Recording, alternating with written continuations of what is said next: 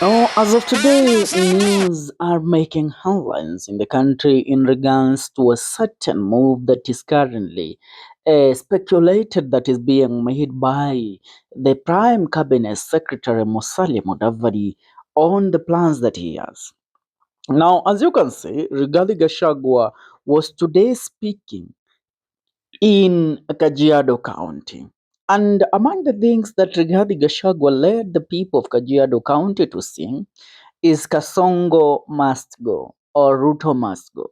Now, those are chants that he sang after speaking at an event in Kajiado at a church service there, where he even went ahead to address a multitude. But among the few things that the function of Rigathi Gachagua recently hitting at is the current boiling point that the Kenya Kwanza administration is at, where people that give a lot for this government to be in place where it is are currently being sidelined.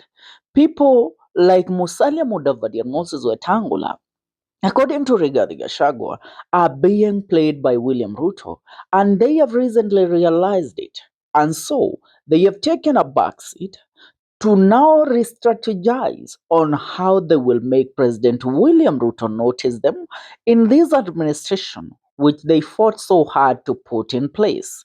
Musalia Mudavadi and Moses Wetangula, according to Rigathi Gachagua, when one Raila Amolo Odinga came into power, Raila Amolo Odinga made Musalia Mudavadi and Moses Wetangula to become a non-factor within the circles of power and to become a non-factor within President William Ruto's circles. Now, recently, Musalia Mudavadi and Moses Wetangula are playing a card of trying to seek attention from President William Ruto, where they believe that the president, if they go ahead to disobey him and showcase their mighty powers in terms of the places where they come from, then the president is going to take a notice in them. The president is going to realize that he is messing up. I want you to I want to get into some certain revelation that was made. And this revelation currently hits directly at one Musalia Mudavadi, because Musalia Mudavadi, through a proxy, is currently opening a new party, and the party is meant to make Musalia Mudavadi have a say in the 2027 general election.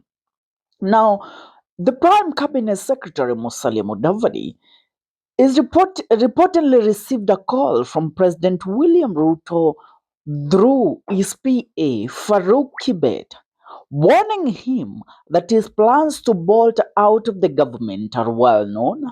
After the call, Mudavadi was forced to issue a clarification about his commitment to the government and about his association to a certain party that is currently being made, or a party that was recently made by uh, a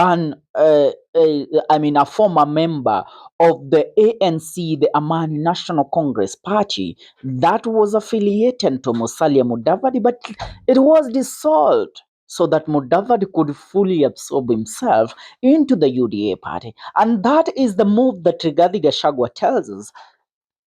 You should not be a fool to go into a fight, to go into a gunfight with a kitchen knife, because you don't have a tool to defend yourself. Even in a sword fight, you can't go there with a fighting stick. You have to be with a sharp object. And Rigathi Gachagua says that it's high time the Mulembe nation to speak the language that is being spoken by Governor George Natembeya of the Tawe movement of Trans Nzoia County. Now, getting back to the said call that Farouk Kibet made to Musalia Mudavadi, and confirmed reports have it that Mudavadi is unhappy with the current political arrangement, which he argues has pushed him to the periphery of power, making his political future uncertain within the Kenya Kwanza administration. He is allegedly under close state radar on his next move. So Mudavadi is a confused and lost man within the current administration. We all can say that Musalia Mudavadi is a man under siege. Now, he received a call from President William Ruto warning him that his plans to bolt out of the government are well known. So, Sheikhan Mudavadi was forced to clarify about his commitment to the government. Intel has it that Mudavadi is unhappy with the current broad based government arrangement, which he argues has pushed him to the sidelines. That he, Musalia, and Moses Wetangula are just watching how power is being shared within this government. Now, we all see some people like Robert Lai, the members of ODM party, arguing that President William Ruto should absorb all other parties within the UDA party. Parties like uh, Ford Kenya, other parties like PA led by Amason Kingi, other parties led by people like, Maendeleo Chap Chap of one, it was of Alfred Mutu of Machakos, and other parties within the Kenya Kwanza bloc. They should all be absorbed under the UDA party. And if they are absorbed under the UDA party, now the UDA party and ODM party will be the only parties that will coexist under the Kenya Kwanza government. The broad-based government should only exist of two parties, and that is the ODM and the UDA party, which is something that now we all must come aside and concur with what Rigathi is saying, that if people like Musalia Mudavadi, if people like Moses Wetangula, for the first time they come together with the goal of the unification of their areas and join hands with the young leaders and then join the opposition as the opposition is calling them, then they will be on the right path. Because if William Ruto and Raila Amolo Odinga, UDA and ODM, are set to form the 2027 government, then what is the need of people like Akina Moses Wetangula in that government? Because if ODM will be there, then people like Moses Wetangula, Musalia Mudavadi loses their relevance immediately, because the power sharing agreement that Ruto and Raila Amolo Odinga will have, Raila Amolo Odinga will take over positions like those of the leader of majority, positions like those of the Speaker of the Senate, the Speaker of the National Assembly, and all that, and position like the Prime Cabinet Secretary. We all know that when it comes to negotiation, Raila Amolo Odinga will overpower William Ruto, because William Ruto needs Raila Amolo Odinga more than Raila. Raila has never needed William Ruto. Sorry to say that. And that is why GACHAGUA is telling you, it's about time you re-strategize, think, and come up with clear goals set aside on what to do for your future as a politician. I want to read what one uh, Al Nur Muhammad says in regards to Musalia Mudavadi's recent uh, problems within the Kenya Kwanza administration.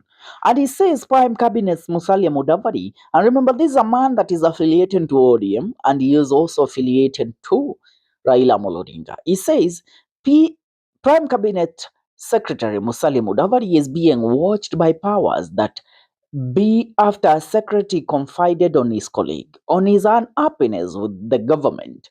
I hear karibu ajikojolee after amepewa warning na mkuu. Now the man is under siege. That is one thing that we all must agree upon.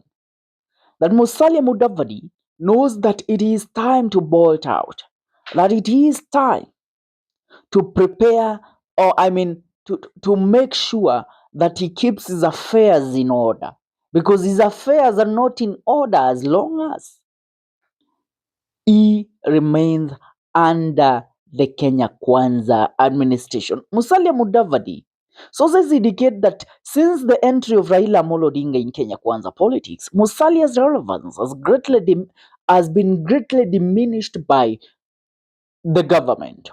The respect has gone down drastically. To make the matter worse, Musalia was convinced to dissolve his party and is now a man squatting in another man's house. Moses Wetangula was overheard laughing at Musalia for the decision he made to dissolve his party and join UDA, even after seeing what happened to Gachagua.